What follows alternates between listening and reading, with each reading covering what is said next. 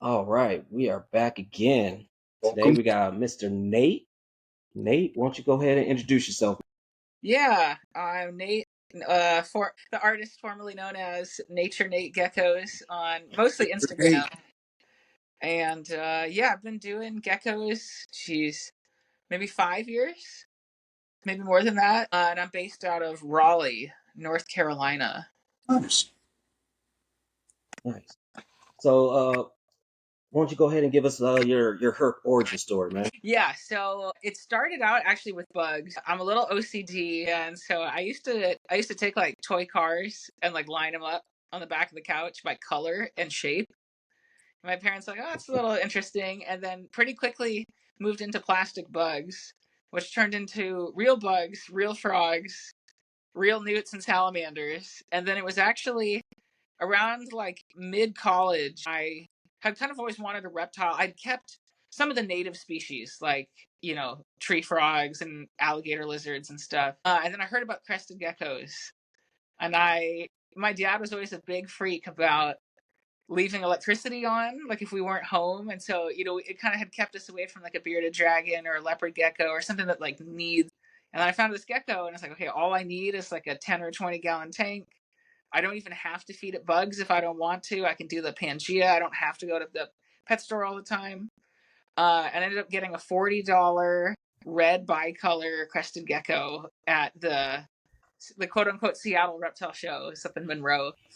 And that was my first gecko. And then pretty quickly after discovered Urodactyloides, gargoyle geckos. Then my first like real like expensive gecko was a Chihuahua. And then of course I wanted a lychee. And then from there it kind of just like, wow, there's a lot of geckos. And then, what else can I keep that's room temperature or close to it? If it eats Pangea, that really excited me because I was already making it and it just seems so easy. And that's actually slowly how I got into what we'll talk about later. It's just the Oedura, because I heard they would eat, and I actually raise the babies without heat just fine. I do give heat to the adults if you want them to breed. But yeah, that's kind of what got me into them. And then from there, I got the other velvet geckos, which is like the Blazodactylus species, and then I got some of the rare African species like Haemophilus, some of the Australian species, and then lately Nice.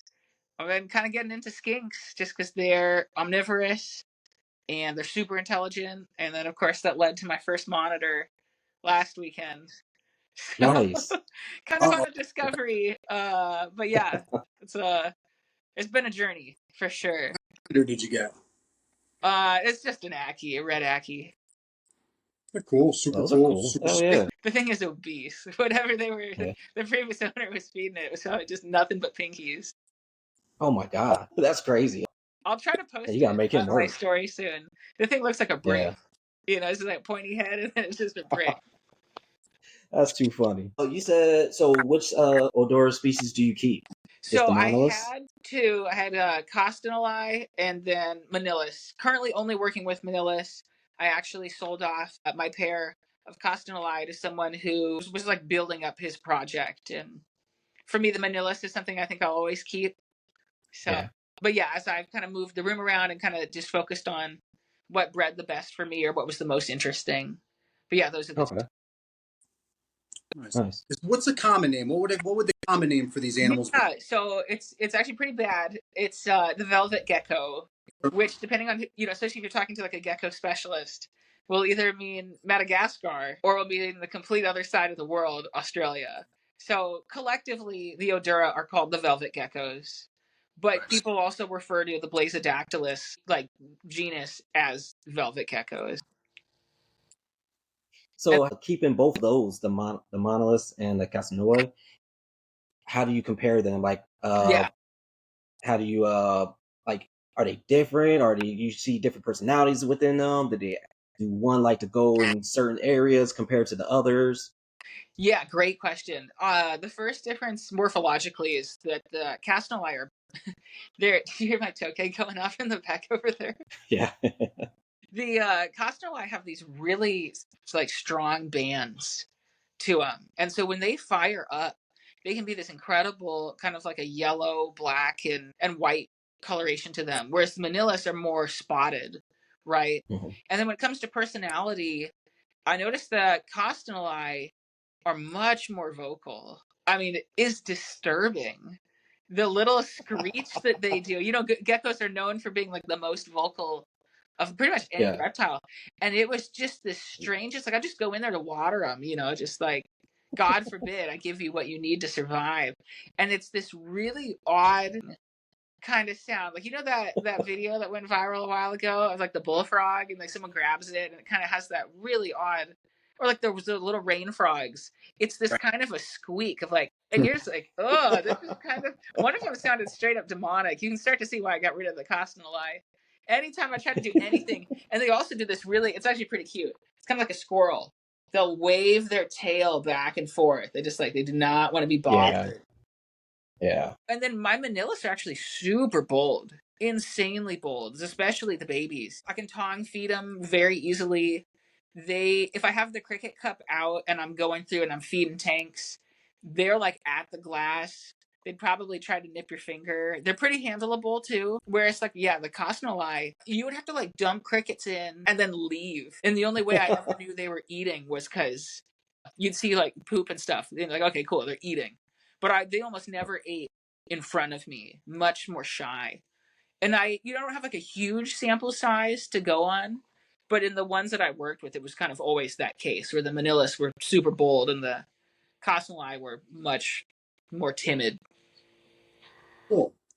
What are the husbandry differences? How would you go about keeping the two different species? Husbandry is basically the same. You have a lot of flexibility. A lot of people will use like stone tile or cork bark to basically make kind of flats and cracks and crevices, because that's what they like, right? Rocky outcrops, and then they live in the cracks. For me, the big thing is just, have a moderate heat spot, right? Probably like a 50 watt, nothing crazy. Even though they're from Australia, it's kind of the same thing when you're in those rocky coves. You have to think like, okay, they have a retreat from the heat. They're not out there just cooking all day. And then the geckos, right? They're nocturnal. So even then, the heat is great for digestion, but I try not to cook them. And then the babies, I literally keep them on paper towel and critter keepers with some cork and some stuff to climb on. And I can't believe how well that works. I will say I put them close to a heat bulb. So like my day geckos, I keep them right next to that. Or if I have kind of like I like to call it a heated rack. Basically the heat from the heat bulb, I'll put it in a way so that there's a gradient. So they do have, even the babies have heat if they want it. I wouldn't necessarily say, oh yeah, don't give them no heat. But they do really, really well. I mean, they're hardy.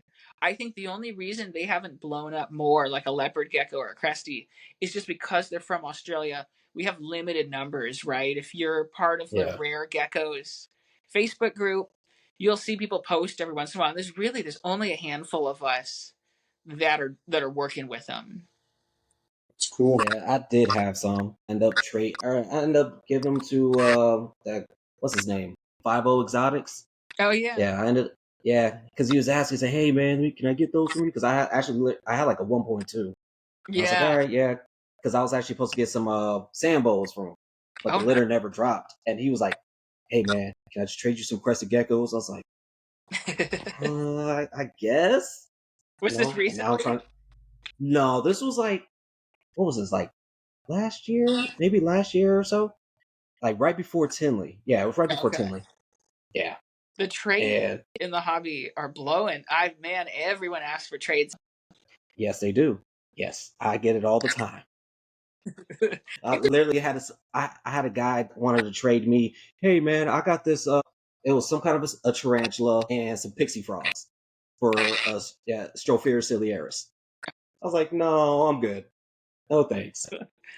Yeah, so and I do feel like sometimes people kind of become Australian specialists, right? There's so many. You think about geckos, right? It's such a diverse group, but so many of them are really from just two mega islands, right? Madagascar, Yeah. all the day geckos and the velvet geckos, the other velvet geckos, and fish scale geckos, and leaf tails. And think of Australia, which is like knobtails, the Levis complex, Oedura. Oh I yeah. mean, just the speciation is crazy. All the Strophaeus. Plus, there's geckos Yep. that like we don't even really have in U.S. captivity that are in Australia. And then, of Oh course, yeah. the Salabronius. the Australian leaf tails, the Leaf river. tails, yeah. Incredible. I'm actually Phylloris and all. I keep those as well, and they're Really? Phylloris or the Saltaurus? the biggest one, Or Saltaurus. Salabrosis? Yeah, it's like I didn't Saltaurus follow the salabrosis? scientific name. Yeah, it Yeah. looks like Salabronius, Salatorius, or whatever. Yeah. Yeah. Which, I mean, they're almost as long as a paper towel roll. They're Oh, massive. yeah. Yeah, and I'm Nice. sitting on eggs. I'm really hoping this will be the year. Oh, nice. Because I So with the eggs before. If you don't get to them, they yeah, drop the frick out fast. yeah. Yeah. Okay. Dang, I didn't even know that. Yeah, so that'll be Wow. freaking cool. That'll help me kind of pay off some of the more expensive animals. Oh, trust me, I'm doing the same thing right now. Don't worry. Yeah. Like I said, because I got some homophilus giadas coming. Hey, So so I got some Tanzanian velvet geckos coming through probably October, whenever my temps cool down. nice. I live in Arizona, so it's like 120 out right now. So Yeah. I can't ship anything. I can't receive anything. So Yep. like I'm in reptile purgatory right now. It's killing me. Those fasciatus. Oh yeah, another velvet gecko. The dangerous common names. Those things are wicked. I have a pair. They've been dropping eggs, but the last one went bad, so I'm not really sure what's going on. But they're like little pit bulls, and they love Pangea. Yeah. And crickets. I mean, they're another like very adjacent to the Oedura. Yeah. There's so much. Yeah. I've been told. That go ahead, from the UK had that were all eaten out of the bowl. No, I can't remember what he had. We're all eating Pangea from the bowl. They look. No, are you talking about Richie? I think it's Jake. I could be wrong, but I saw like a whole bunch of what I thought were velvet geckos all eaten out of a Pangea bowl together. So those were, I think I know the video you're talking about. Were they making the Yoshi sound every time they licked? Yeah. So that's those are another species I work with. I'm obsessed with. Sounds like Bavea. Yeah, I don't even know. Okay, I don't even know how to say it. I always say Bavia, but that sounds wrong too. But yeah, those are freaking cool. I work with Robusta, which is the largest Bavia, and damn, those things can get almost 40 grams. Really? I didn't even think they did that. The funny part is, like all things, you guys, when you work with rare stuff, it's this fun thing where, like, it can be easy to move babies, but people have to know what it is. So, like, I went to show after show, and I would bring, like, a juvenile Bavia robusta, and people would be like, oh, what the heck is that thing? It's like a giant mourning gecko. And I'm like, yeah, it's, it's this Bavia. They're from New Caledonia. They eat the same stuff. They're sexual, right? They're not mourning geckos. They do need a male. And people are like, wow, that's so cool. And then it would just leave. And I had them on the table for only like $125, $150, like pretty cheap. Just because I I didn't need any more. And then, they're all, I don't have like unrelated pairs. So I just sell off all my babies because I'm not going to, you know what I mean? I'm not going to breed them back. And then one day I made a post about them because I was like, these things are wicked cool. They're like a mini Chihuahua. They have like a super cool pattern. And I sold out immediately just from that one post. And it's like, okay, so there is a market, right? People want New Caledonian geckos that aren't crested geckos. They want to liven up or diversify what they're keeping. Yeah, they're dope as hell. They're really cool. That's cool. Oh, yeah. Not very good for handling though. For a New Caledonian, they are about as fast as a mourning gecko. Really? Yeah, it's a little stressful. You can do it, but like, put yourself in a tent beforehand. From when I was looking at them, because I saw them on Morph Market. I think Rack House was selling some. And I was like, these little stubby little fuckers, like, I didn't think they move that fast. For chunky little things, they like shimmy, Yeah. That's funny as hell. So, for Oedura, right? Are you trying to do a hard cool, or you have to do a soft cool for them, like when you're about to put them through brumation? Yeah, great question. So a lot of people think North Carolina, right? It's the South. It is hot. It is humid here. But we get seasons. Holy crap. So like on the hot end right now, we'll get up to around 100. We tend not to break 100, and I thank God for that every day because it's humid here. But in the winter, holy cow, we will drop into the 20s. We'll drop into the teens. And I think we broke a record last winter. We hit 9 degrees. So there's a Damn. huge natural swing in my reptile room. In the summer, I let the AC in the like my reptile room's in the top floor. I let the whole room get up to about 82, 83 at the highest. I don't mind. Nothing I keep will perish, right? And then in the winter, it goes all the way down to like, I try not to let it get lower than 63, but it will hit 63 at night, and then I turn the lights on. So for them, I don't do anything different lighting wise other than the natural cycle, but my whole room Mm-hmm. notices. Everything eats, even the New Caledonian, even my bearded dragon, everything eats less in winter. I'll turn on the lights a little bit less. Like I'll be a little lackadaisical about like, okay, it's 9, 10, whatever. I work from home, so I'll turn it on when I feel like it, and then I'll turn it off at like 4 or 5. Where in the summer, sometimes I know for sure they're getting sun as soon as it's 6. I'll turn the lights on, and then I'll let the room heat up to about 82, and I'll turn everything off. So they're for sure getting seasonality, but I wouldn't call it a hard cool, right? I'm not Yeah. taking it lower than 63. I don't change my feeding. They eat less naturally during this time, but I keep feeding them. And that's me just being a big old fraidy cat. If you're coming from like the snake world, a lot of people now brumate their snakes, like for hog noses and other things, and it's really important to do so. But there's sometimes losses, right? There's not no losses. And same with the bearded dragon, right? All these things have to clear their gut before going down. And for me, that's kind of just like more stress than I'm really willing to do. But I do notice that everyone that successfully breeds Australian species, and that can be anything, pink tongue skinks, Gidgee skinks, anything from Australia, they're cooling them down in some capacity. And that's not a coincidence, right? You notice a lot of the pink tongue skink people have only been successful are the ones that live like North Carolina North, New Jersey, New York. There's a reason for that, right? It's that season. Range, if you ask me. Very similar range to Australia. I mean, even your cold end to your, I mean, granted, Australia probably hotter, but Right. in the realm of their natural, you know. Right, and there's, I mean, we were talking about like that Aki monitor, right? It's like even within that, it's like, are you talking about the north part of Australia or the south? And like depending on, and I do, just for my own like, just kind of more for fun than anything else. I will look at like range maps and try to match, like, okay, if this is from like the northern part of Australia, that's actually it's somewhat significant the difference in what they're going to see in seasons versus like the south, right? It's like driving from like Washington to the bottom of California. What's the coldest There's a that you're getting in Australia at all? I mean, it doesn't snow in. Does it snow in Australia? huh? Not sure, but it can get cold. Right? Like, It can get cold because I I mean, talk. with your Salabrosis, Yeah, they've seen them in like the low fees still yeah, hunting. yeah. really? So yes, yeah. It So will it does snow get in parts of Australia. I actually, yeah, my neighbor is Australian. And I was asking him because I keep all these things. I was like, "Do you guys ever get snow?" And he's like, in certain parts of the country." And then yeah, with the Salabronius, they're kind of a montane species, right? So they actually never yeah, really get above 80. And yeah, yeah. They're that's in the forest, that's so crazy. yeah. I remember our buddy was it Stephen Kerbo.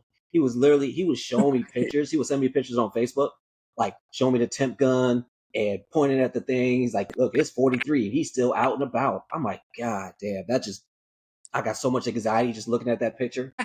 How did he? How did he do that? Was that in his garage? Yeah, he lives in Oklahoma, so they Gotcha. get pretty cold out there.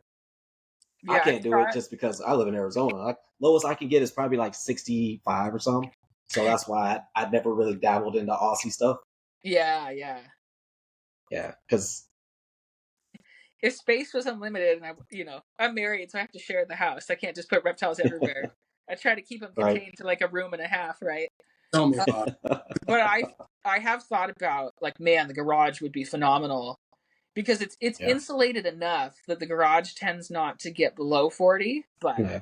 yeah, I've never had the guts to really commit to a deep cool down.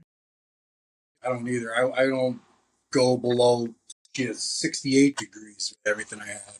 Yeah, I don't Right. I 90, just but I I get nervous. yeah, I just got a question on the chat from Matt. He says he sees a bunch of books behind you, Nate. Yeah. You have any recommendations for some good Aussie gecko books? Aussie, yeah, I do have a lot of books in there too. Aussie gecko books. You know I do, and I don't have it in front of me. There's I just bought a whole bunch of reptile books, and then a friend has been like kind of clearing. She's been kind of getting out of the hobby, and I've been taking in a lot of her stuff, which has been super fun. I don't have any. I don't have any by name, but I will. If you hit me up on Instagram, I will. I will send a picture of some of the ones I've been really enjoying. I've also been All right, specializing nice. too. So like, there's a book on like sand boas that I was reading the other day because that's like a Yeah, huge complex. Actually, there's like 9 species. yeah, So yeah. yeah, usually I just pick whatever my obsession of the week is, and if they have a book, Yep. there's one that's literally just called Geckos. I'd recommend that one because it just ends up covering so many Australian species. I mean, you can also get it's called was it Australian Geckos and Pygopods from Yes, Danny that's Brown. Yeah, dude. that's a good book right there. I got that downloaded on the PDF. Talking I out always of look at that getting one. that Burton's legless lizard. You see that one on Morph Market? They got those too. Yep. Dude, I got a whole lot Man. of crested geckos that won't move. They could be good feeders. Because that's they say that Burns is technically a gecko. It's a legless gecko. Yeah. That I was reading about it. They are. That's freaking Yeah, it's crazy, cool. man. Definitely, hell yeah. So do you cohab yours year round, or do you separate them for a certain amount of time and I then start cohab. pairing? Yeah, great question. I cohab mine just fine, right? Yeah, If I feel like she's looking a little thin, I will put her in a separate tank just to fatten up, like after a lay. The thing is with them, they're really consistent layers once they get going, like crazy yeah, consistent. To the point where I do get nervous, right? Like, that's one where I certainly would say that you don't need UVB for Oedura, but for my females that pump out a lot of eggs, and this is true for like even my tokays and Cuban false chameleons, I do it because if you don't, I've seen crashes before, and it's awful because they hide it until the last second, and there's almost nothing you can do. So for yeah. her, once she starts laying, they'll lay like literally like on like every 30 days. It's nuts. And so for her, it's like just heavy calcium every feeding. Whereas like other stuff you could get away with not every feeding. And like I don't keep UVB on it all the time. I'm kind of cheap. So I have a few animals that like don't need it, but I'd like to give it to them, and I'll rotate between the tanks. So like Monday you're getting UVB, Tuesday I'm moving it to the next tank. But I do provide that as like an option. But I keep them Okay, together, and you can tell when they lay. They make a little kind of a mound, almost like a little okay, nest. So if I see that the soil's been like visibly disturbed, that's when I'm like, okay, I should go look for an egg. And I actually incubate them almost identically to New Caledonian eggs, just a little bit less wet, if that makes okay. sense. So and you're incubating them room temp then, Room or are temp, you doing? room temp. Okay. Yeah, I don't do anything incubation. What? Isn't that That's crazy? crazy. There's nothing. It's kind of a rule. I won't keep stuff where I have to incubate it. I just don't want to buy an incubator. It's so dumb. It's so dumb. I have like, animals that cost way more than an incubator. I just don't want to do it. If something's live bearing, I'm like, ooh, I'll get it. Like the pink Oh tongue yeah, yeah, squeaks. I'm like, I get it just yeah. because I don't have to get. No, Oh, everything trust is me, room I'm temp. If it takes a little longer, it takes a little longer. yeah. But they I'm on that same board with you about that live bear stuff, and I'm yeah, trying to get some those Cofodes Dumbara. yeah. Yeah, those pygmy knuckle lizards, man. I love those things. Dude, we got to talk about those. I got one from Frank, and Oh, you oops, did? it was my hardest loss ever. He died, and Oh I wow. think they are hardy, and Frank's great about showing you just like the next best pet lizard, right? Frank. Oh yeah. It might Yeah, have Frank Payne. Yeah. gotten a little too hot. Like Okay. they are, the Dumbara are the They're most hardy. yeah. I think you got to keep them below 82, and I had it on Yeah, they're pretty UVB. Montane, right? Yeah. Yeah. Okay. And I think it might have cooked. I don't know what happened. I want to try again, but that was an expensive Yeah. failure. Yeah, it was. It is. Like I want to get those, but it's like 1,000 just for a pair. So I was Yeah, like, all right, we're gonna have to wait for a little bit. yeah, it's nuts. Definitely. So Matt asked for everybody in here, what supplements do we all use for our reptiles? So Nate, you wanna go first?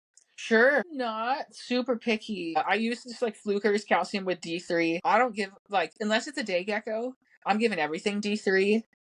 You Mhm. know, when I calcium feed. The only exception is day geckos because their calcium stacks will literally choke them out if you're not careful. And the Pangea Yeah. already almost has too much and they're getting UVB. So that's the only exception is I never give calcium to day geckos. Okay. You're still using the Arcadia, Jay? Oh yeah. Yeah, I use Arcadia all day. Right. Uh, Uh, but I the also do Repashy as well. Plus, you know me, that's my go-to. Yeah. Yep. I got that too. Because I got some things that don't have UVB, so I have to do that Repashy. Like my Cerdaclylus, they don't have UVB. They're Yeah. just like in these little bins, and they're only like this big. So I'm not about to put a whole UVB thing right on top of them until I get an actual enclosure for them. Still rock the Reptical though. I love Reptical for like because I'm also a big calcium fan too. I'll either give multivitamin or calcium with my Chihuahuas for every Smart. meal. Yeah. My Chihuahuas get supplementation every time they eat. So I'll alternate. You know, use a bunch of stuff. I'm rocking Reptical. It's not bad. Man, I've been using it since damn near the '80s. Yeah. Because it's crazy. They'll drop eggs and their tail is all kinds of squiggly. I mean, it is the Chua is disturbing. People for a long time they talk about it a bunch, man. But a lot of guys for a long time before I got him, I would dread it. I would fear it. Like it can't be natural. It can't be natural that nature would, you know, an animal would evolve in nature to almost die every time it gives birth or lays an egg. It just doesn't seem natural. So I set out on this mission to make it a point to never let it happen. To supplement them to the point where there was option other than it was natural. And I've gotten 2 clutches so far, and no wavy tail, no sunken hips, no kinky tail, Nice. no nothing. You know, Yeah, especially too. Like I try to also think about what are they eating in the wild, right? So like a lot of people will say like pink tongue skinks. They're like a favorite of mine. They're so derpy and weird. They also come from Australia's just like made to be pets. It's so funny. They probably cry and moan that they don't have like American species, and we're like, dude, give me everything you got. Like, For but real. if something's like a snail eater, right? So those Cuban false chameleons and like Yeah. the pink tongue skinks, like to me that screams like, oh my gosh, you better be giving them so much calcium because you're eating Yeah. those calcified. I mean, they kind of spit them out, but they're getting calcium from the shell. I was gonna pull some Mm-hmm. snails out of there. I got snails in my Chihuahuas enclosures too. My Chihuahuas get snails. Really? Fuck yeah. Are they? What kind of snails are these?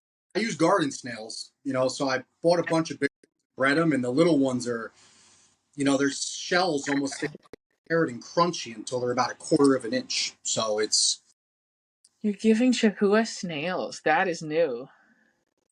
and what else I I'm mean, getting it's good calcium. is Yeah. vampire crabs. No idea that vampire crabs came from New Caledonia. Do they? I didn't know that. I didn't know that either. That's cool. That's wicked. Well, I was on I see them in the store all the time. a couple days ago, and they were showing the locales and where they were found, and it blew my mind. I was like, "Damn, they're from fucking New Caledonia." But that's got me thinking too. Are they eating crustaceans? You know, are they? You know, if you look at New Caledonia and the archipelago itself, you know, everything in one way or another is ODing on calcium. Those beaches in New Caledonia are nothing but crushed coral and seashells. Right. Right. Eating everything from the ground up, from the trees to the bugs to the everything has an overdose of calcium in them. In my head, you know, in my own, you know, assessment of the situation. So it's something I'm looking into. The snails, like I said, I've been feeding for a couple months now, and you know, their crickets are native to New Caledonia. They get a lot of moths out there and stuff, but typically they're you know katydids. There's a lot of calcium rituals, you know, and I believe that plays. You know, an animal evolves to environment, you know, and it's just natural. You know, I mean, it's just one of those things. There's a lot that's unexplored still. Like I said, I do believe that crustaceans of some sort are a huge part of Chihuahua's diets. Even let's be honest, even certain locale leeches. You know, Well, lychees for sure are getting extra calcium from the lizards they eat, right? That's bone. All that bone is straight back into. I mean, it's like snakes, right? A lot of people don't supplement snakes, because you don't have to. You can get away with just feeding them mice, but they're getting that calcium from the bone of because they're getting whole prey. Exactly. Although I've always had a hard time getting any of my lychees to eat anything other than Pangea. Me too. I've tried. They don't seem to want bugs. I've tried feeding them, non-pipped. Like a gargoyle that doesn't quite hatch or something. I'm like, all right, can't get it to. Though the best I can do is have them, mouth gape at me, and then I just kind of Kobe. I wonder if there's birds, man. And, there's a lot of species of birds in New Caledonia as well. And if you look at, certain locales again and where they come from and how high in the trees they are, pretty equivalent to a lot of the species of birds and where they're nesting. Are they eating chicks? There's a lot of things with them too that I feel, just haven't explored because Pangea has just made it so easy to give this that people don't try, don't experiment because it's, just so easy not to, Yeah. It's weird that people really glom on to, and like, I'm a victim of this. This is what got me into the hobby, right? It's like, it's so accessible because crested geckos and New Caledonian geckos are so easy. It's like, oh yeah, room temp, no heat, no lights, no bugs. And then, I've been doing this for like 5 years, and I'd be like, well, first of all, and no one wants to hear this, right? This is the, inconvenient truth. But you probably should feed bugs. And I do feed bugs, especially to juveniles, right? Maybe less so as adults, but like, man, I notice a difference. If you get them on bugs, they grow so much faster, so much better, so much chunkier. The food response, I think, is very natural, right? That's keeping them from getting bored, right? Like, they're not like those people in Wall-E sitting in the chairs drinking all their food, right? So they're actually getting to use their jaw muscles. They're crushing. There's that predator-prey response is very natural. So now I feed almost all of my geckos. I won't do it all the time. I still love Pangea, and if I'm short on time, I don't need to do the whole room, I'm definitely doing Pangea. But yeah, I'm a big fan of, like, you should almost certainly, I get them started on Pangea, but the bugs is do or die. And then people argue a lot about temps, right? I would strongly say, like, I'm not going to name names. There's a guy who's like adamant that like you need heat on these crested geckos, and like, New Caledonia gets up to 90, and I'm like, okay, but they're not just like baking in full sun, right? And there are people like, don't let them get below 70 degrees. And I'm like, no, New Caledonia also gets into the 50s during their winter, especially certain islands, right? The southern islands or whatever, the northern islands. And then give them a range, but I've seen geckos spaz out over like 86. You know what I mean? Like, I think people kill them with heat. I think people think like, oh, it's a reptile, I got to give it heat. It's like, oh, you're more likely to cook it. I keep my room. I'll let my room in the summer months. I'll let have a gecko room, and it's again, like I said, it's been into the knees, but it's ambient. It's not like right cooking them. They have nowhere to go. It's just it's not natural. You know what I'm saying? An animal can cryptically bask in the wild. They can come, they can go, they can do what they want. They can regulate themselves. If you're not giving them that, I don't have heat on any of my stuff. I do use UVB on my chihuahuas for obvious reasons, for calcium purposes, and I keep LEDs, so I'm sure they put off a little, like more for plants, keep a fully planted body, but I don't give them any isolated heat source. I let the natural sway of the temperatures mimic their different season times of year, rather. But I let them follow the flow, man. It gets hot, it gets cold, it gets warm, it gets hot. It's what it does. Yeah. I think I'll have days and cold days. So what's the gestation period for the Oedura? That is a great question. Because I keep them paired year round, I don't know for sure, but it's like all lizards, it's damn quick. I mean, you can pair them up, and within a month, you could have like fertile eggs. It's pretty quick. Nice. And then, yeah, like I said, I incubate for about 60 days, no problem. Okay. Room temp. And that's crazy. That's fast. It is fast. I find most things are faster than New Caledonia. I don't know why that is. But I do let the eggs cycle up and down, right? So that same night and day drop, right? Like we're talking about like the high of an 80 in the room, but I'll let it get down to like mid 70s, and then in the winter it's going all the way from a low of 65 to a high of 80.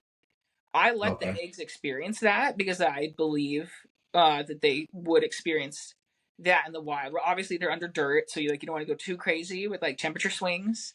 And you want to cook an egg, right? That's a great way to have neurological damage. But I let them have that day and night swing for sure. Absolutely. Okay. The ground Got a question. change too. The sun's beating down on the ground. Right. Not, Oh yeah. but Yeah. the ground is just a thermal mass. I mean, it gets hot, it gets cold. It may be more gradual, but it still warms and it still cools. It's something. It's not. Just It's not even a guess. It happens. just natural fluctuation. That's good. Got a question in the chat about bee pollen. So Nate, do you use bee pollen? That's great. Yeah. So I just got some because I heard so many people say good things. I've Right. never had a problem with geckos eating. So I haven't really had a reason to use it. It's sitting in the bag. Yeah. But I meant I to get, yeah, use it's supposed it. to like help stimulate their appetite, right? Yeah. That's what it's good for. Yeah. But Like yeah, I feed it to my feeders. Sometimes I mix. So I have a powder form and then I have like the crumble form, right? So the crumble form I end up just giving to my feeders. I give it to them with a bunch of like fruits and veggies. Let them go ahead and eat that. And then sometimes I'll mix it in with my Pangea diet, just to make it a little bit more sweeter, a little bit more palatable for them. Generally they kill it. No, I just little teaspoon at a time and just go from there. I don't really have a measurement because he was asking how do we measure these supplements given to the yeah. reptiles. I was like, teaspoon, here you go. So my theory on bee pollen is not to cut you off, but a lot of these bugs, a lot of these reptiles in general, they're eating flying bugs. They come from jungles and rainforests, are inevitably eating pollen of some sort.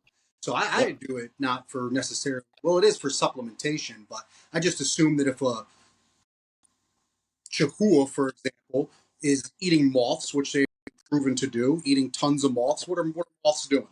Moths and butterflies. They're flying around, more so butterflies, but eating pollen, and I just feel it's a natural thing. Since I can't feed them butterflies, moths as much as I like to, it just helps even, I guess, the lack of supplementation. Yeah. I'm a huge fan of mixing diets. And so I try to get as many scents as possible. Like, like the Pangea growth and breeding, Yeah. Mm-hmm. like a great concept. But when I open that bag compared to the other ones, I'm like, it doesn't smell very. Smells atrocious. Yeah, it's like kind of rough. So like I'm a big Yeah. fan of, like, obviously everyone's favorite, at least most people tell me their gecko's favorite food is watermelon flavored Pangea. And like I use Rapashi from time to time. I use like what is that one? Lychee linguine. And I also use the PetSmart. It's like a Zilla. Is it Zilla or Zoomed? They have those little bags and they have like a berry flavored one. So I'll mix a little bit of everything just to get as many scents as possible. And I've never had a gecko not eat. You know what I mean? Yeah. Except for growth and breeding. I spent a lot of money on that bag and I'm not sure where it's. So I use that one as like a partial filler. You know what I mean? I'm not going to just Yeah. growth and breeding because I like that it's like, I don't know, it's supposed to help your breeders and the growers, right? It's like, okay, cool. Yeah, they just got it's a more fat and I think protein content Yeah. than like the regular Pangea. Yeah. I bought it and used it for bug for a feeder food, man. Nothing would touch it. I mean, I couldn't get, without mixing it, I couldn't get one of my lizards to touch it. It would turn to just, I wound up using it to feed my roaches and crickets. I do feed my crickets Pangea. I'm like, why not? So do I. Like, what a I do too. better way could you? And then same with the stubborn geckos that don't want to eat bugs.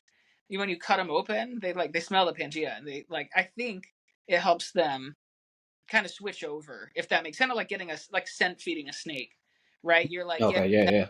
associate So the bug with the Pangea, which they're already eating. Because like, I mean, I thank God for Pangea, dude, or Rapashi or whatever. These diets. Could you imagine like when I have like a baby Cresty and this thing is like this big? I don't want to sit there being like, come on, eat the bug, eat the bug. Like I want to put it on the cap, I want to spray it, and I want to close the lid and move on to I'm drowning in babies. I do not want to sit there for 10 to 15 minutes per baby. I would never get anything done. Yeah. I mean, what they started when they came into the hobby, guys were using like baby, right? Baby food. Oh yeah. Yeah. Oh yeah. There was all these little diet mixes and how to do everything properly, and or like I was listening to a podcast a while back, and it had, like I said, we were talking about earlier with the Michael Pannone, Chiller Chamber, and how they in the beginning how people were just using the horrible baby Gerber baby food or Yeah. whatever it was, and the geckos wouldn't eat, and people kept on telling him just starve them out, they'll eat it eventually. And then I think he said something about, I think he said he talked to Phil Tremper. Phil Tremper gave him some ideas, and he ended up making his own diet.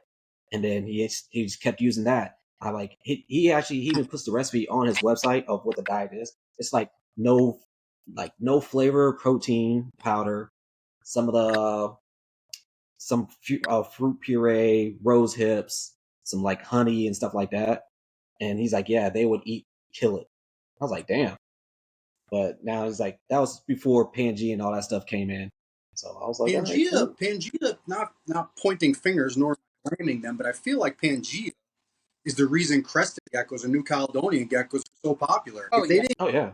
convenient, it's so simple to keep this, Yeah. popular group of animals.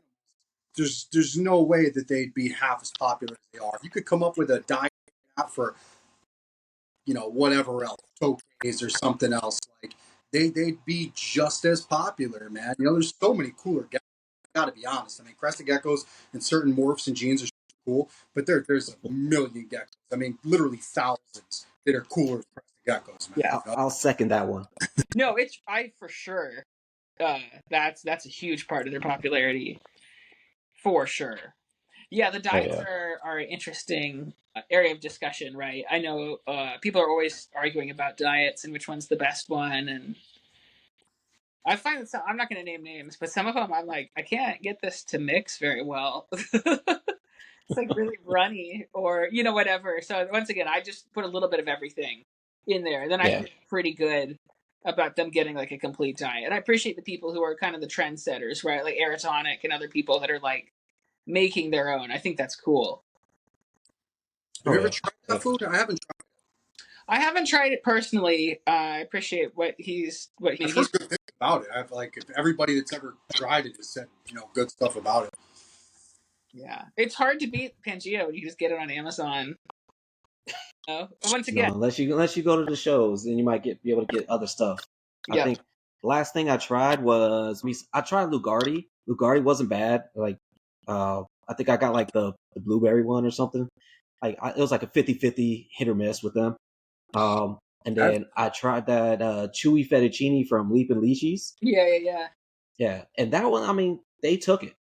All the Chihuahuas took it, like without hesitating or anything. I was like, all right, cool. But Nice. it's not on Amazon, so I can't get it. I don't feel like going through a website and waiting forever. Sorry. Once the shipping is Ain't not gonna happen. free anymore. Yeah. They had Super Pig by Rapashi. I'd heard about this, right? It's a carotenoid, right? So it's just to bring out the red colors and just color in general. And I got some. The person who sold it to me told me it expired. But I was like, whatever. It's like, Oh, it's pretty funny because they're a huge name. I'm not going to name them on here. I'll text you. It's pretty funny. Yeah. Shoot me that text. But they're like, put a teaspoon in like this giant ass, like what, the rest of your food. That's like a teaspoon. And then this shit, so it's supposed to be a carotenoid, right? So I was expecting this to look like red or yellow or something. Dude, it's like black. It's like dark brown. And then it just taints the color of the Pangea. Like when I mixed it, I'm like, what is this crap? So I don't know if it works or not. I was hoping to use it on my red guards and try to really bring out that like red. Oh yeah. I figured people would use those right when it's about to be like showtime, like for vending shows. I think isn't that what it's pretty much for? No, that or just taking good pictures. I Post like them on that. markers and shit. I mean, it's just like spraying them in the face with water. You're on fire out. What the hell? Okay. I talked to somebody did a study with it, like a controlled study, and raised a bunch of babies from hatchlings to 20 grams with the super pig and without. Somebody we interviewed, Jay. I can't remember who, but somebody was using it. Maybe I can't Matt remember. uses it too. Matt that's on here uses the pig. But hey, I didn't use that. I didn't see anything. Okay. Yeah. So, Nice question, while. for like the hatchlings, right? How are you setting them up again? Yeah, super easy. You literally use the 1 gallon critter keeper that you get at like Petco, Walmart, whatever. They're like $5 or $6. And they used to be. Rip with all the inflation. They're like $8 now. And I put them on paper towel. And then I put a lean-to cork bark and usually like a plastic plant. Super easy. I mist them every day, just like you do with a crested gecko, just a little drier, right? You can totally skip a day or two. They are from Yeah. the dirt. And then, I just throw crickets in there, and they're crazy bug aggressive. Oh And so I yeah. use Yeah. paper towel just because, especially with the little ones, if they ingest too much substrate, it's always a risk. I've never lost one to impaction, but I also don't want to take that risk. Once they're bigger, Yeah. I keep them on, soil because I want the eggs. So I use like Reptisoil. I use a mix of Zilla Jungle Earth and Reptisoil. I'm obsessed with both of those. They do a really good job of absorbing like bioload and carbon. Hmm. Um, and they look really good. I'm not against cocoa fiber, but cocoa fiber is just like so inert and inedible. It makes me a little nervous sometimes with the fibers. So like I'll put cocoa in there, but I'll mix it with like the other stuff. Okay. Yeah. But yeah, paper towels So all the way till yeah, they're Matt adults. says because like you say he uses Super Pig all the time. He said he likes it for the micronutrients, not just for the color enhancement. Okay. They have he says it got a shitload of other vitamins and minerals that are also good for him. Okay. Yeah, I'm a big Yeah. fan of supplementation, just all over the board. I feed them weird bugs Yeah. once in a while too. Like I try not to just feed crickets. I try to feed dubia, which I feel like dubia are like really overrated as a feeder. Because like you think about like especially with what you guys work with, right? Like think about like a Strophoris, think about like a baby Chahua. Even when they start putting on some size, those dubia pretty quickly become too wide. And that headpiece is really hard for them to squish. I see them kind of Yeah. like choking, they're not choking on it, but they're like really Oh struggling. yeah. Yeah. Yeah. And they don't dubias don't move. I hate it. I Yes. hate them with a passion Yeah. because they'll literally get right under the gecko and stay right there. I'm like, how are Yeah. you guys is goddamn smart? You're a fucking roach. Like They literally, become that's their whole thing. They just go right there, chill, and the gecko's like, I don't know where it's at. I don't know where it's at. It's like, come on, man, just move a little bit, please. You can't let a roach be smarter than you. I actually hate dubia. The only reason I keep them and feed them is because they're so dang easy, right? They have the tub. Yeah, I throw in yeah, leftover Pangea or veggies or whatever. They're so easy and they don't really smell and they don't jump. But the yeah, problem is they, like you said, they don't move and they become roommates. So like my tarantulas, I keep right. tarantulas too. I don't really breed them, but they'll like just dig into the substrate and the tarantula will never find it. And then, Yep. like I was taking the eggs out of my Phelsuma sepigiana tank the other day. And there's 2 full grown dubia. I only see them at night. They've been like siphoning. I'm like, holy, how long have you been in here? Right. And then they've been, On the park right now, Echo. stressing out my geckos because this guy's like a school bus compared Oh, to them. Terrible, terrible. Yeah, not a fan, and they're really hard to chew. I say from personal yeah, experience. I mean, I struggle, but the geckos definitely, the geckos definitely. right. So I like feeding red runners when I can get them. Like I've Yeah, seen like my geckos go crazy for them and like just chase them around like boom boom boom boom boom. I'm like, okay, that's like their little what's that like enticing them and stimulating their minds and everything like that. Those red runners are legit with that stuff. Now, what's the deal with red runners? Are they ones that can survive in your house? Because I know the dubia will eventually, they don't really reproduce. Yeah, yeah. I mean, hell, I have dubia that I've had for over a year that I have not fed, and they're still alive. So those things could survive a nuclear war. But like the red runners, I said they can climb on the. I know they can climb like some of the smooth sides a little bit, Yeah. but I got to put like that double sided tape on mine just in Okay. case. I was like, if I lose them, I lose them. Oh well, as long as they're not in my fucking house, right? But that's why I Yeah, also I see got what you. Yeah. yeah, and I got a bunch of house geckos in my apartment that I bought a bunch of house geckos. boom, put them inside my apartment, just threw them in here.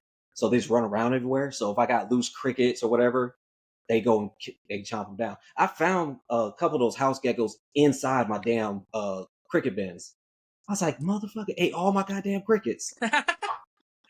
There's a hole on the top where I had like the window mesh.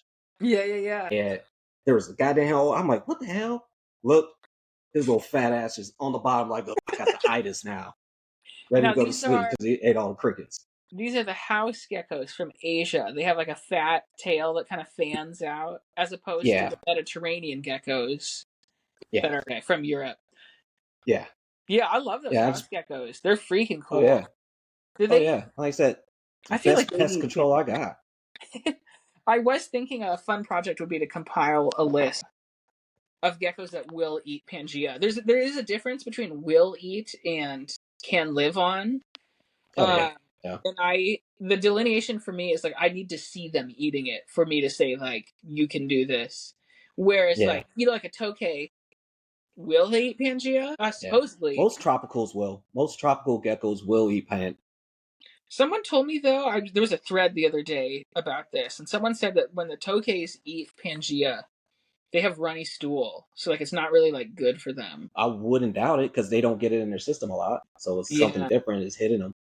But I tell you, the Haemophilus fasciatus, I'm only feeding them Pangea now. Really? And they're doing great. I'm about to bug feed the hell out them things. No, I mean they'll eat bugs. They go nuts for bugs. Yeah, my buddy said like keep them like tokays as far as like that whole habitat. Because I was like, when I was talking to him, I was like, hey, should I just keep these like electric blue day geckos since they're from Tanzania? He's like, no, totally different habitat. Like think of them as a tokay. I was like, okay. Like I was totally wrong, but all right. Yeah. I keep mine in a really, I'll have to send you a picture. I keep it in a 12 by 12 by 15. So small tank, but they're small geckos. And it just has a whole bunch of little cork tubes and like succulents. And I have I keep heat on them, although the bulb died and I haven't replaced it. And they're doing great. They're super hardy. They do really well. They're like little pit bulls, but they go nuts for Pangea. Like I just at some point I was doing Pangea and crickets, or just crickets, and then I just switched over to Pangea, and they're fat as hell. They look like fire hydrants. I mean, they're not losing any weight, and I see them that's the thing. I want to see them at the feeder. Same with the Haemophilus walburgi, another velvet gecko. I love those ones. I love those too. I got a pair. I'm hoping this is the year I finally put them together. They're freaking rad, and yes, they are. Yeah, and I keep those babies room temp bugs, but I like feed them bugs. Don't do with those guys. I do 50-50. What else? Supposedly flying geckos. Anything from the gecko genus will eat Pangea. That seems like a waste of Pangea to me, and I don't really love weight. I want them to eat it if I put it in there. Same with the Cuban fox chameleons will absolutely eat Pangea. Believe it or not. Yeah, definitely. You kind of have to get them started though. They won't like go after like the bowl, but you can dump it. I mean, most anole species will eat Pangea too. I mean, like I said, that whole tropical thing right there. Because we had Armin on last week and asked him that question. It's like, it's like most of them will. Yeah, because they eat. I mean, there's video of anoles eating like cherries and bits of fruit. So honestly, I think a lot of, and then of course skinks. Right, I'm actually feeding Pangea to like a ton of my skinks. Like Gidgee skinks go nuts. Gidgees will empty the bowl. They'll get obese on it. My zebra skinks will eat it. Any lacerda, like wall lizard or the bigger lacerdas will eat it. I'm trying to think what else.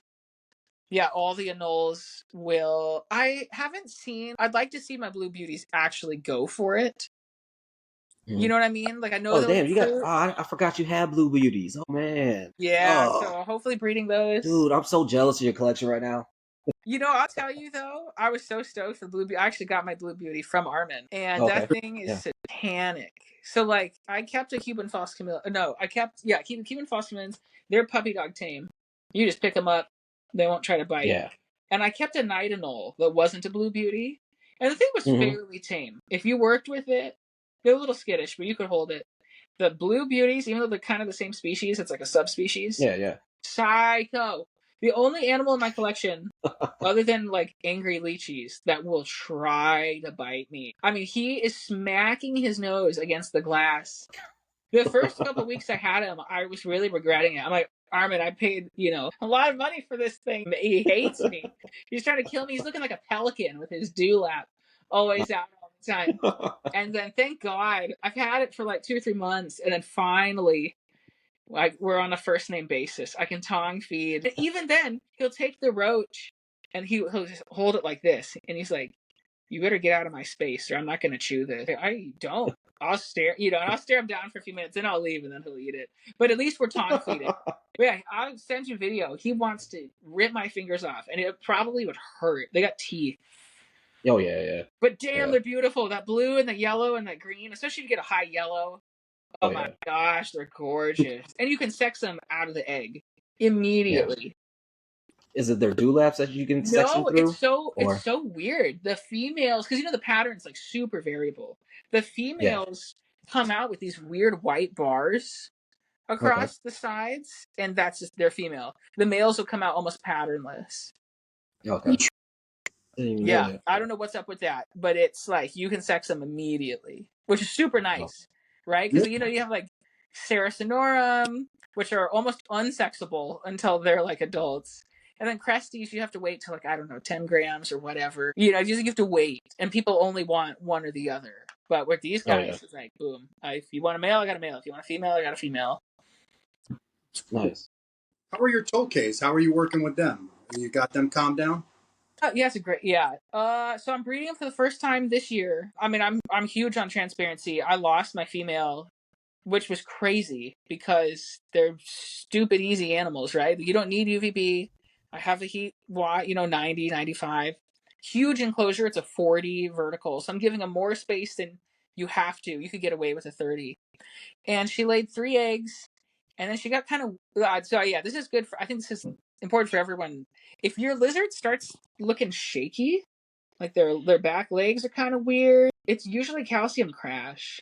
And so I was like, man, she's acting weird. And then she was kind of like, she wasn't eating. And I kept them paired. Maybe I should have separated them. And then she ended up dying. It really sucked. Because, Tokay's captive bred are not cheap. Like, I paid $200 and I really like her. So I talked to Jimmy Ma from Gecko-N-Gecko. And he's like, dude, I've got 30 pairs. And when I started out, it was just like you. They're nocturnal. Why would you give them UVB? But he said he was losing, I don't know, some to calcium crash. And he started giving them UVB and he doesn't have that problem anymore. It keeps them together year round. Yeah. So because it's a hard shell egg and they literally glue it. So definitely need UVB and good amount of calcium. But it's like if you keep a male, you totally get away with not doing that. And then no one told me. Yeah, they're not going to calcium crash. No one told me that I needed to do that, right? And so it was really unfortunate. And so I got another female, and I love the normal morphs. I just hatched out my first baby ever.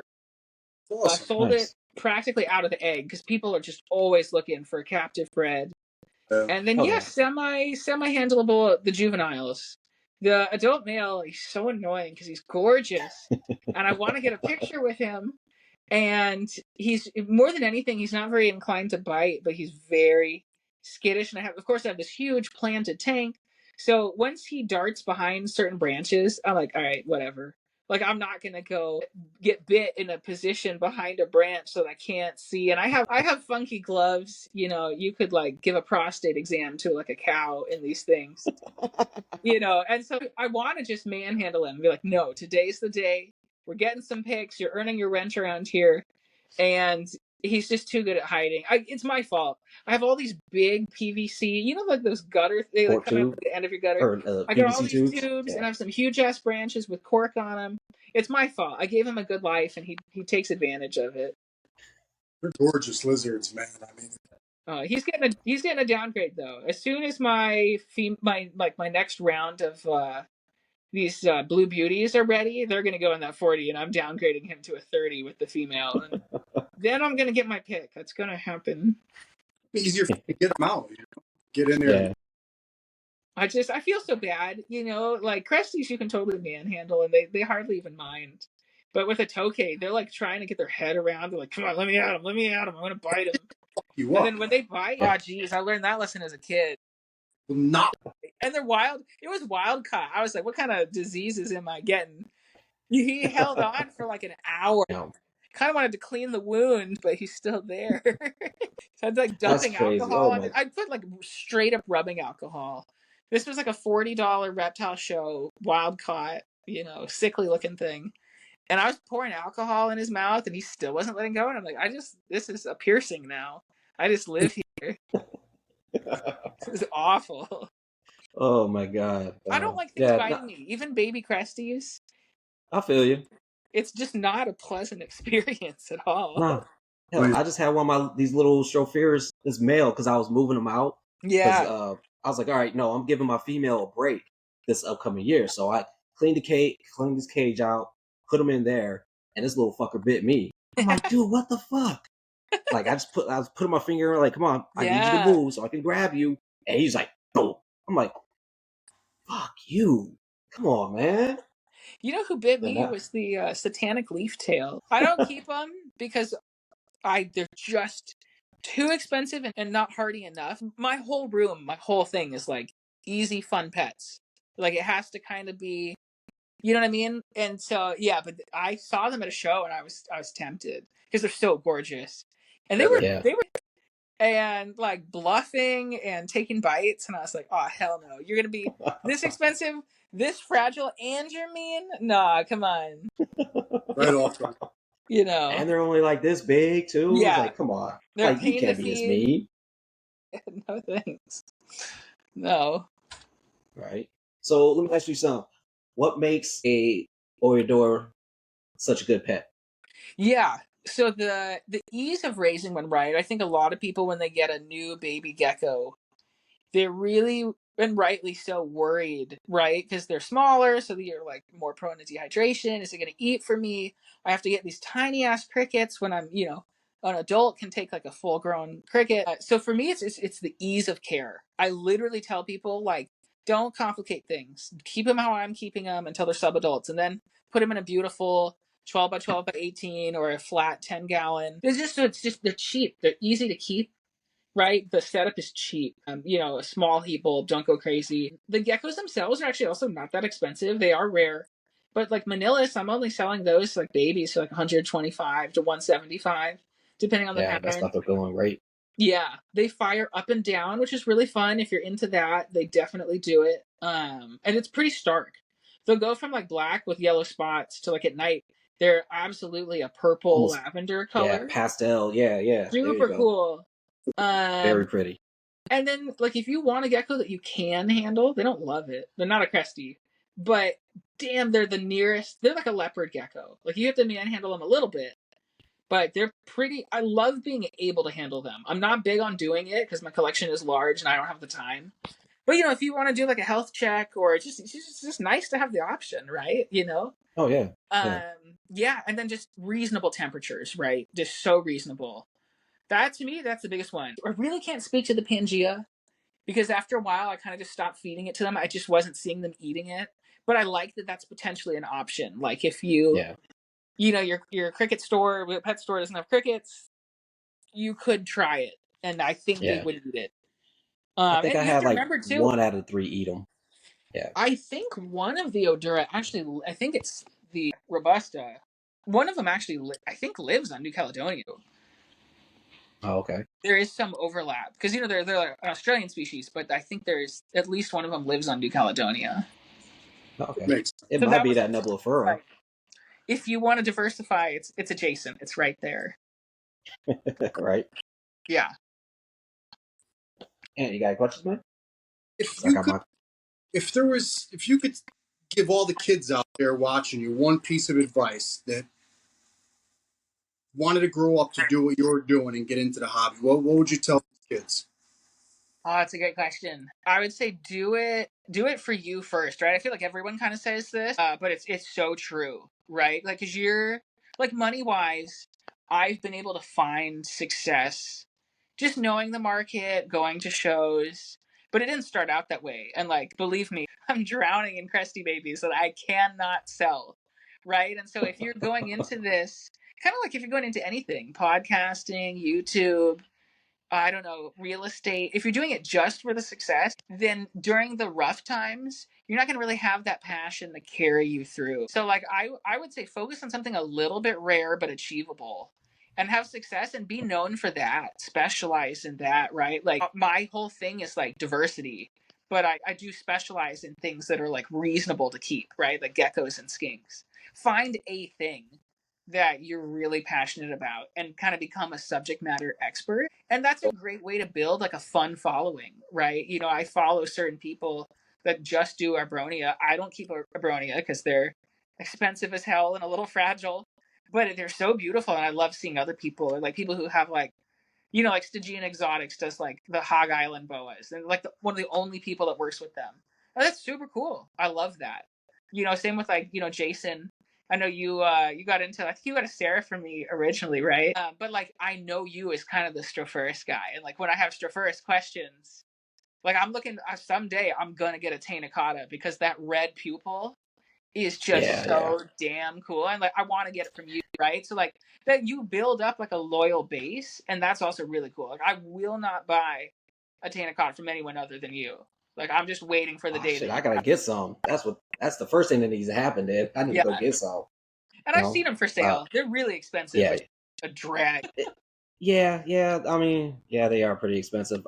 All the Stropharis Or not cheap. the person we just interviewed not too long ago, she just hashed out a Tanakata, Stephanie, Green Acres Exotics. Oh, very Yeah. cool. Yeah, she just hashed out Stropharis Tanakata and then a few different Diplodactylus. Oh, nice. Yeah, the Stropharis are amazing. I think those are another one that's like up and coming, and there's more of them than the Oedura for whatever reason, right? I think when you look at them, that orange There's spike. just no morphs. That's the thing I think is holding them back. Yeah, no morphs. exactly.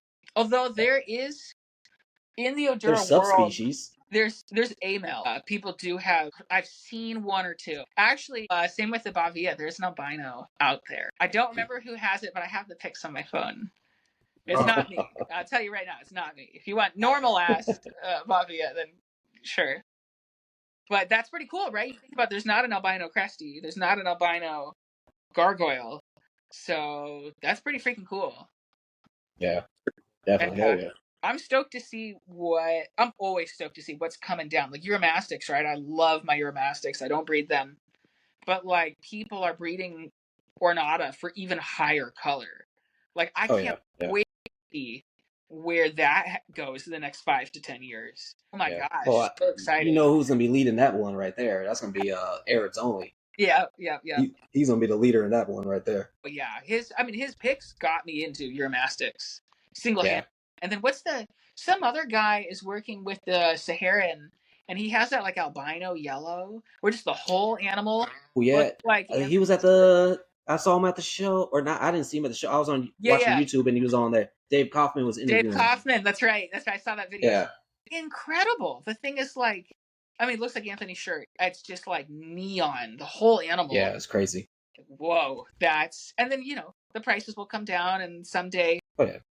I like prices always go down. Like, you bring people over, and they may not be reptile people, but they know that you do it. Like all my friends know me as like a reptile freak, but I like to have people come over and be like, here's my silver face Hamahara blue tongue skink, and they're like, whoa, I've never seen a black and white lizard that's like Beetlejuice striped. Do you know what I mean? Or like a palmetto corn snake.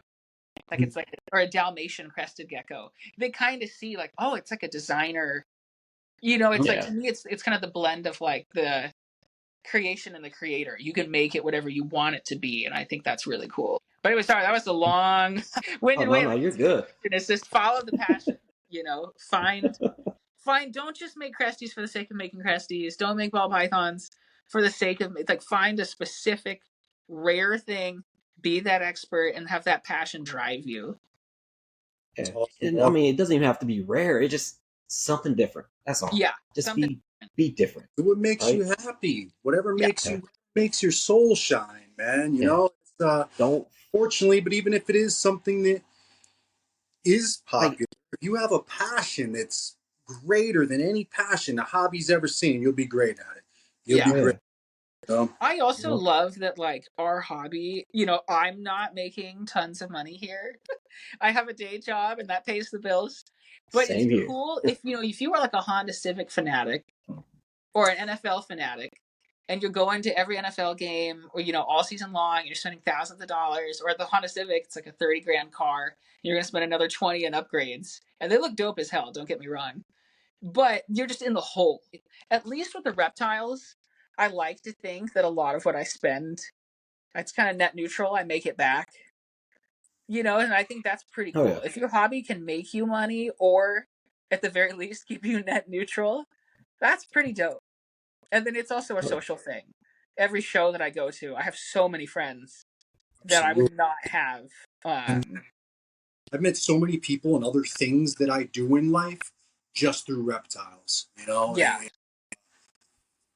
yeah. It's super cool. Definitely. It's a lifestyle, sure. All right, Nate. I got one more question for you, man. So what have been your biggest failures in this hobby, and what have you learned for those? Oh, that's a brutal question. Yeah, I also noticed, I work with a lot of different lizards, a lot. And, I get a couple, like lately, I've been getting a lot of wild caught animals to try to establish. And I Okay. can't talk about it yet because I won't talk about eggs that haven't hatched. But I have a couple wild caught animals that nobody or very few people have ever bred, and I'm pretty stoked that they're in the works. I So like that. that might I be a like hearing post. that. But some, with wild caught especially, you take some risks, right? And I come from a microbiology background, so I'm pretty good about quarantine. But you lose things sometimes, right? I had a couple, and they go in waves. I notice. I have a decent sized collection. It seems like nothing ever just one thing dies. I'll lose like 3 lizards. Like last week, and I lost 2 or 3 lizards. I'm like, damn, what the hell? One of them was kind of just like it was a desert iguana, which is actually from Arizona. Like you can see them out Yeah. there if you hike. They're like a chuck. Yeah. I Yeah. no idea. Like it gave no indication. It was eaten good, just gone. I lost a couple other U.S. natives, right, and that just sucks because they were rare. To me, that's like always the biggest. But the biggest failure to me is when it's my fault. And so I would say the tokay, which we already talked about, and I actually lost, and I love them to death. I actually lost a couple of Cuban false chameleons. One, I'm not sure what happened. It had a power sun bulb. Um, Somehow it still calcium crashed. So that to me was just like, okay, just go ham on calcium and use a. I like the power suns, but I think the bar is still better. So then I took it all the way to a desert bulb because the tank Okay. it's in Yeah. was one of those Thrive tanks, and they went a little too crazy on the metal, and it blocks a lot of that UVB. And then I had the same thing happen, and that was kind of a wake up call of like, okay, this is a me problem, right? And other people aren't losing Cuban false chameleons, and they were both laying females, right? So they lay an egg a month, and they'll do that for a while. That's a lot of calcium that they're losing. So that one took me a while, even to get the eggs to hatch too. The eggs would go bad, and so those are two of probably my biggest failures, and that sucked. I hate that, Yeah. because I felt like it was my fault. But you live and you learn, and luckily Well, Cuban false chameleons they're not endangered, they're not super expensive, so I was able to learn, and now I'm producing them. So this is my first year producing them. I've got 3 babies, and I'm also working on some pretty exciting color morphs. I have one of the nice. darkest and nicest, one of the darkest and greenest you'll ever see, and that's currently being bred. And then I have a couple other just kind of high color, a lot of facial reds and oranges. So I'm hoping to produce like, I don't know if I can call them morphs, but high color Cuban false chameleons. That's cool. Nice. Yeah. Oh yeah. All right, Nate. So where can everybody find you at? Yeah, I am Nate Geckos. There's an underscore between every word there. I got 12,000 followers, which is hilarious for my ugly mug. You will see my face on there sometimes. That's really it. I don't really put out YouTube videos. I don't really have a Facebook. I did make a Facebook page for the thing, and I was like, I just never use it.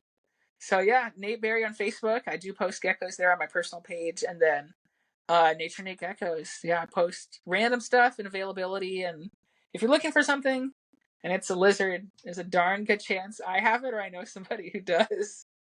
Yeah. That's awesome. All right. Man, it was nice talking with you, Nate. Dude, man, I wish I could have that kind of collection.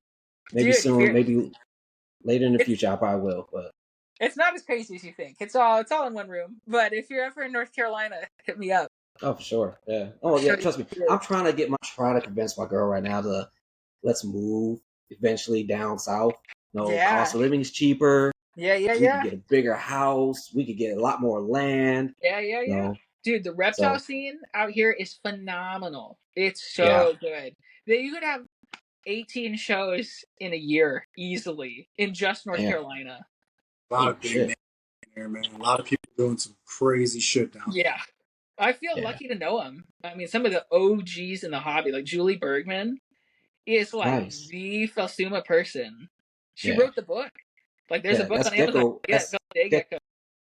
Gecko Ranch. Yeah. Yeah. Okay. She's Cool. old Yeah. school, right? I don't know Yeah. how much Yeah. she keeps up with trends or stuff, but you got to give her respect. She's the Oh yeah, for OG. sure. Yeah. So, Yeah, come on Yeah. over anytime, man. super Oh, cool. appreciate that one.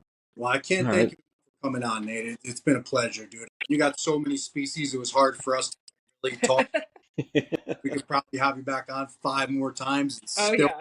finish, but we learned a lot. Our guests probably learned a lot, man. And again, I appreciate it. I appreciate you coming on, being so willing to teach our guests and people out there. And, I mean, these rare species need some attention, Yeah. I want to quite turn them into crested geckos, but, you know, species and the guys working with them deserve a little attention, a little credit. Yep. Again, Awesome. Well, thank you guys. I love what you're doing. Big fan, and appreciate you guys being. Sorry Appreciate about that. the time change there. Oh, you're all good, man. Things happen. I appreciate Hey, thanks, thanks, bro. man. Have a great night. you. All right. See ya.